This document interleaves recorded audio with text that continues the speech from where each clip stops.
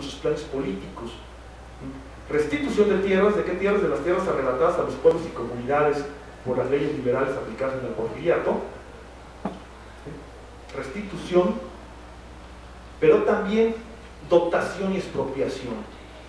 ¿Sí? La facultad del Estado de expropiar las tierras que rebasan los límites puestos a la pequeña propiedad única permitida por la ley, ¿sí?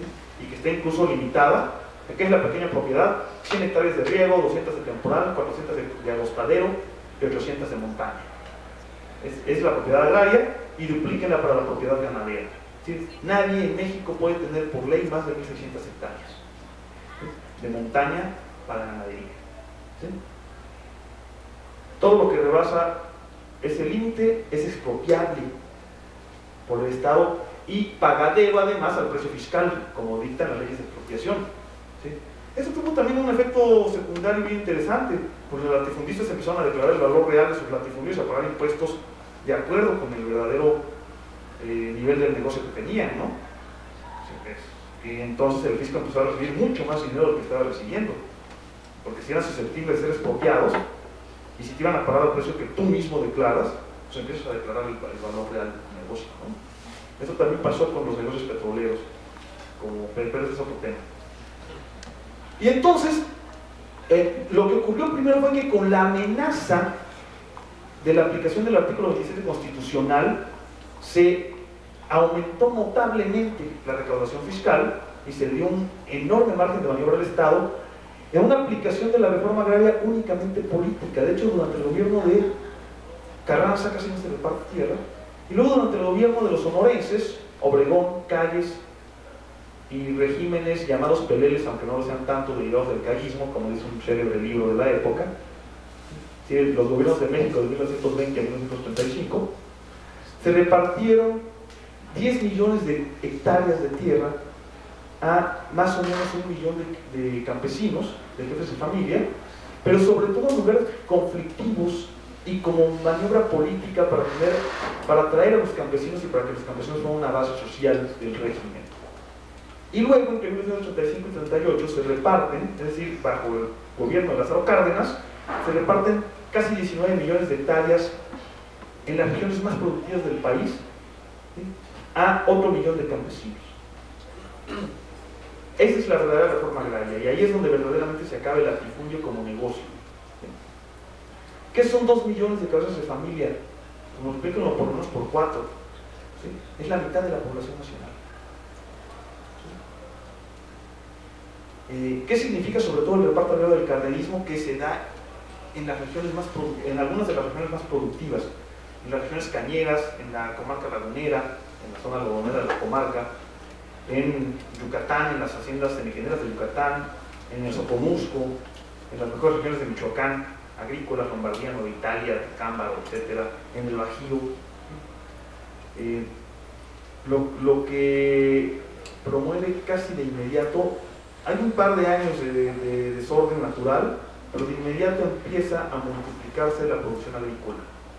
Y la multiplicación de la producción agrícola permite dos cosas: que la política de Estado que busca el aumento exponencial de la población se pueda cumplir, porque México es un país despoblado, en 1938 tenía 18 millones de habitantes. Entonces, que la política de Estado de multiplicar la población pueda cumplirse porque hay comida que darle a la gente, ¿sí?, y una creciente transferencia de recursos y de mano de obra del campo a la ciudad, lo que a su vez permite la industrialización. Y las cifras no dejan ningún lugar a duda de que es el reparto agrario y la manera en que se instrumenta lo que permite los 35 años de crecimiento sostenido de México a partir justamente del 35. ¿Sí?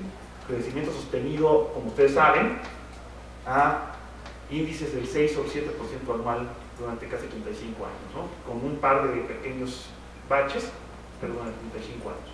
Y en la base de ese crecimiento, además de otros elementos previos de la construcción de infraestructura, de la reforma fiscal y financiera, que eso sí fue una reforma fiscal y financiera hecha en los años 20, y además de eso, lo que permite esos 35 años de crecimiento es el reparto.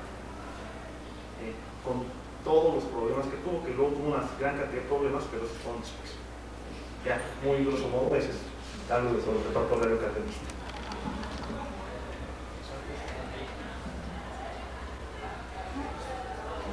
Ok, había dicho que como una hora y luego vamos a posar. Sí, pues.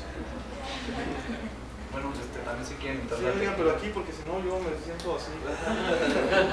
Si quieren, en la parte de atrás se va a servir el tequila. No el tequila. Sí, el pozole igual y el rato. El pozole ahorita sí le va. Pero, bueno, ahora sí, ¿preguntas? No, una pregunta. ¿No? Hay que preguntarlo. No, yo sí tengo una pregunta. Yo siempre me he preguntado, en realidad, ¿qué se ganó con la revolución? ¿Qué triunfa? Porque pasa 1910, después viene el constituyente, tenemos la escena trágica y después una serie de gobiernos a punta de pistola, ¿no? Entonces, ¿qué ganamos con la revolución en realidad? ¿Darle una patada a Díaz y que mandarlo a Francia? ¿Qué ganamos? Eso entre otras cosas. No, bueno, ya les dije que no ganamos. No se ganó este proyecto entonces, bueno, una de las cosas que nos enseñan en la primaria y que era la historia oficial de la revolución es que hubo una sola revolución y que todos más o menos están en la misma idea, aunque luego se pelean entre sí, y que la revolución es solo sangre, muerte, traiciones y asesinatos y todo eso, ¿no? Primero, por lo menos hay dos grandes proyectos distintos después de la destrucción del Estado que se terminó en agosto de 1914. En ese sentido, vamos a entender como revolucionario a Madero. Madero nunca fue un revolucionario, nunca quiso hacer una revolución. Madero quería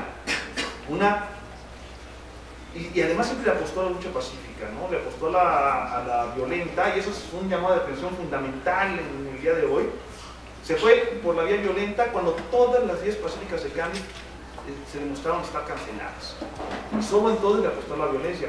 ¿Qué quiere decir esto? Porque digo que es llamar a la atención para hoy, que no cancelemos las vías pacíficas, ¿no?